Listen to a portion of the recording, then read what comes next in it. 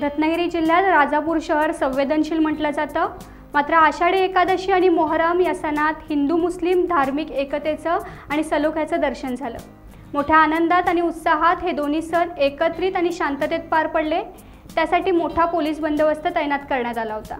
राजापूर शहरात जिल्हा पोलीस अधीक्षक रत्नागिरी नितीन बगाटे यांनी एकादशीची पालखी खांद्यावर घेतली आणि मोहरमचा ताबूतही खांद्यावर घेतला। प्रत्यक्ष सहभाग घेऊन जिल्हा पोलीस अधीक्षक रत्नागिरी नितीन बगाटे यांनी सलोख्याचं अनोखे उदाहरण घालून दिले। पोलीस अधीक्षकांनी जिल्ह्याची शांतता व सुव्यवस्था राखण्यात मोठा वाटा उचललाय। विशेष म्हणजे नदी पलीकडच्या पांडुरंगाच्या मंदिरात दर्शनासाठी जाणारे जिल्हा पोलीस अधीक्षक हे पहिलेच आहेत ज्यांनी पांडुरंगाची भेट घेऊन नागरिकांना शुभेच्छा दिल्या।